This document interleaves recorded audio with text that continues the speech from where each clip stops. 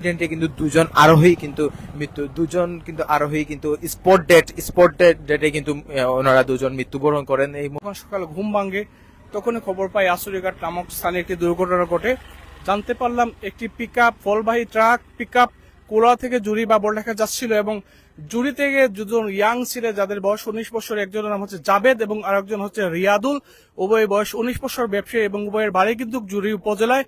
তারা জুড়ি থেকে কুলোরা আসছিলেন আসুরিঘাট নামক একটি মারাত্মক দুর্ঘটনার প্রবণ এলাকা, যেটা ডেঞ্জার জোন হিসাবে আখ্যায়িত করা হয়েছে অনেক আগেই। এই ডেঞ্জার জোনে আসা মাত্রই দুজন কিন্তু পিকআপ এবং মোটরসাইকেলের মুখোমুখি সংঘর্ষ হয়। মুখোমুখি সংঘর্ষে রিয়াদুল এবং জাবেদ স্পট ডেড হন। হসপিটাল নেওয়ার পরে তাদের মৃত ঘোষণা করা হয়। বর্তমানে তারা রয়েছে কুলাউড়া থানার মধ্যে রয়েছে এবং উভয়ের বয়স 19 বছর। যে কথা আসলে মাহফুজ তোমার মাধ্যমে জানাতে চেয়েছি, এমন কোন মাস বা এমন কোন সপ্তাহ বাকি থাকে না যে এই আসুরিঘাট নামক স্থানে দুর্ঘটনা ঘটে না। কেন এমন দুর্ঘটনা বারবার হয় তা জানি না, তবে আজ সকালে ছিল প্রচন্ড কুয়াশা।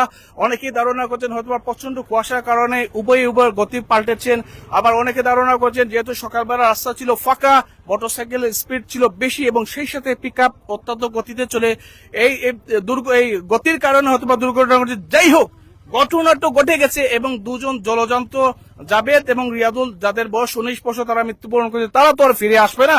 আমরা আসলে কিছুদিন পূর্বে হয়তো আপনি খেয়াল করেছেন ফুলবাই নামে একজন হসপিটালের সামনে এই মোটরসাইকেল দুর্ঘটনা, এখনো এক সপ্তাহ হয়নি, রাত 9:30 বা 9টা নাগাদ এই মোটরসাইকেল দুর্ঘটনা উনিও স্পট ডেট হচ্ছে। মোটরসাইকেল দুর্ঘটনা এত পরিমাণ বেড়েছে আর সেই সাথে পিকআপরাও কিন্তু কম দায়ী নয়।